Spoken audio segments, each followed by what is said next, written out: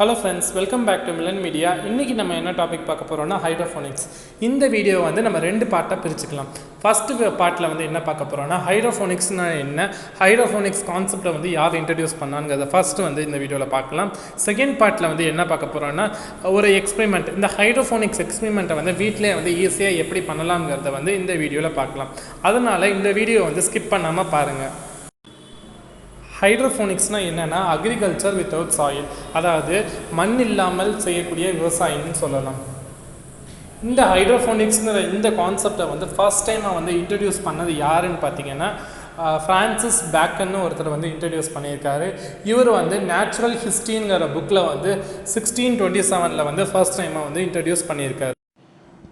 இந்த கான்செப்டில் வந்து செடியை வந்து டைரெக்டாக வந்து தண்ணியிலே வச்சு க்ரோ பண்ணுறதுனால ஒரு மீடியம் வந்து யூஸ் பண்ணுறாங்க. இந்த மீடியம் வந்து கிராவல் இல்லைனா பெர்லைட் இல்லைனா வந்து தேங்காய் நாரை வந்து மீடியமாக வச்சு அதில் வந்து செடியை வந்து க்ரோ பண்ணுறாங்க. நேச்சுரலாக வந்து தண்ணியில் வந்து செடிக்கு தேவையான அந்த நியூட்ரியன்ஸ் வந்து இருக்காது. அதனால் வந்து ஆர்டிஃபிஷியலாக வந்து நம்ம தான் வந்து அந்த செடிக்கு தேவையான நியூட்ரியன்ஸ் வந்து கரெக்டான அளவில் வந்து ஆட் பண்ணணும்.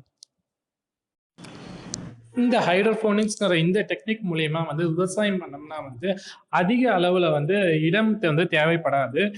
நம்ம நேச்சுரலாக வந்து இயற்கையாக மண்ணில் போட்டு ட்ரெடிஷ்னலாக விவசாயம் பண்ணும்போது இடம் வந்து அதிகமாக தேவைப்படும். ஆனால் வந்து இந்த ஹைட்ரோஃபோனிக்ஸ் டெக்னிக்கில் வந்து லேண்ட் வந்து அதிகமாக வந்து தேவைப்படாது. அப்புறம் வந்து நேச்சுரலாக வந்து நம்ம மண்ணில் போட்டு செடியை வளர்க்கும் போது தண்ணீர் தேவை வந்து இரிகேஷன் பர்பஸ்க்காக நிறைய வந்து தேவைப்படும். ஆனால் இந்த ஹைட்ரோஃபோனிக்ஸ் டெக்னிக்கில் வந்து தண்ணீரோட தேவையும் வந்து குறைவாக தான் இருக்கும்.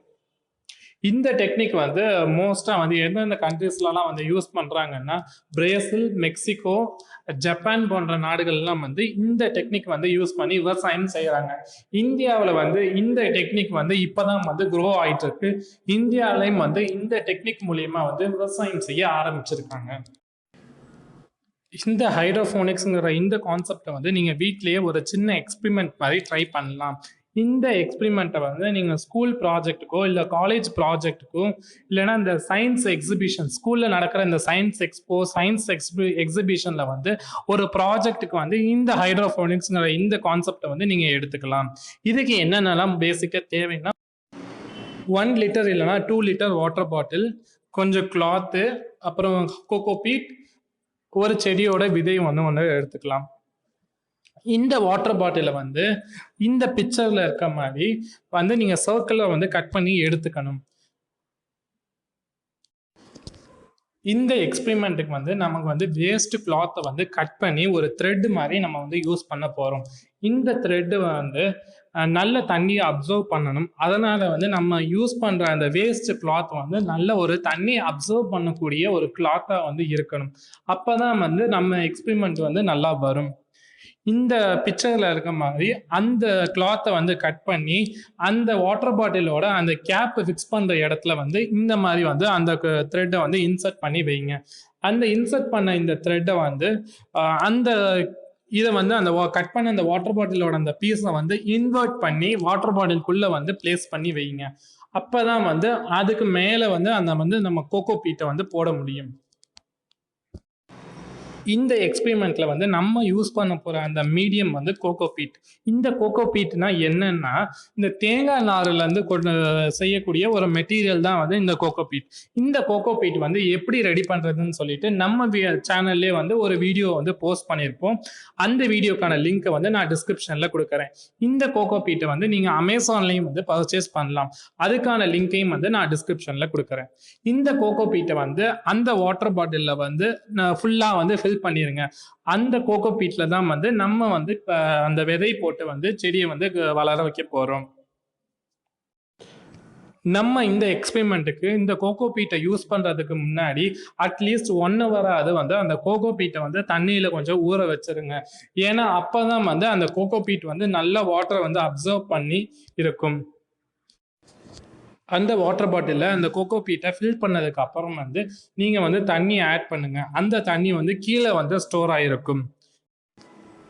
நான் வந்து இந்த எக்ஸ்பெரிமெண்ட்டுக்கு வந்து அவரைக்காய் விதையை வந்து யூஸ் பண்ணுறேன். எனக்கு வந்து இந்த அவரைக்காய் விதை வந்து நல்ல ஒரு ரிசல்ட்ட குடுத்துச்சு. நீங்க வந்து வேற ஒரு சீடு வந்து ட்ரை பண்ணி பாருங்க. அது எந்த அளவுக்கு உங்களுக்கு ரிசல்ட் குடுக்குங்கிறத வந்து மறக்காம கமெண்ட் பண்ணுங்க. நான் டெய்லி வந்து இந்த எக்ஸ்பெரிமெண்ட்ட வந்து அப்சர்வ் பண்ணிட்டு இருந்தேன்.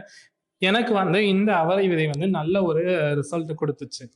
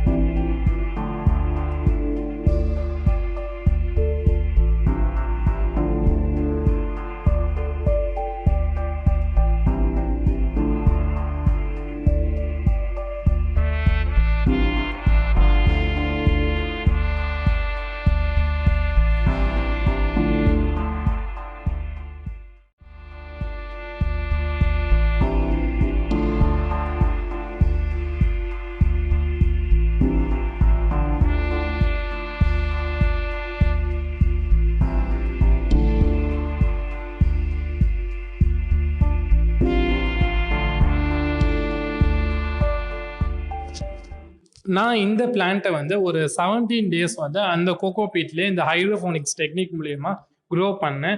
அதுக்கு மேல என்னால வந்து ப்ரொசீட் பண்ண முடியல. ஏன்னா, அந்த செடிக்கு தேவையான அந்த நியூட்ரியன்ட்ஸ வந்து நான் அந்த வாட்டர்ல வந்து என்னால ப்ரொவைட் பண்ண முடியல. அதனால வந்து இதுக்கு மேல வந்து என்னால அந்த செடிய வந்து அந்த கோகோ பீட்ல வந்து வச்சு வளர்க்க முடியல. அந்த செடி வந்து கொஞ்சம் கொஞ்சமா வந்து காஞ்சு போக ஆரம்பிச்சுச்சு. இந்த செடிக்கு தேவையான அந்த நியூட்ரியன்ட்ஸ் வந்து நான் ப்ரொவைட் பண்ணியிருந்தேன்னா, அந்த கோகோ பீட்லயும் வந்து கம்ப்ளீட்டா நான் வச்சு குரோ பண்ணியிருக்கலாம். அதுக்கு வந்து ஃபுல்லா வந்து கம்ப்ளீட்டா வந்து அந்த அவரைக்காய் காய்க்கிற வரைக்கும் அந்த ரிசல்ட் வந்து எனக்கு கிடைச்சிருக்கும். இத வந்து நீங்க வீட்ல ட்ரை பண்ணி பாருங்க. ட்ரை பண்ணி பார்த்துட்டு மறக்காம கமெண்ட் பண்ணுங்க. இந்த வீடியோ கண்டிப்பா பயனுள்ளதா இருக்கும்னு நம்புறேன். இந்த வீடியோ பிடிச்சிருந்தா லைக் பண்ணுங்க, கமெண்ட் பண்ணுங்க, ஷேர் பண்ணுங்க. இதே மாரி நெறைய வீடியோஸ் பார்க்க மறக்காம நம்ம சேனல சப்ஸ்கிரைப் பண்ணுங்க. Thank you.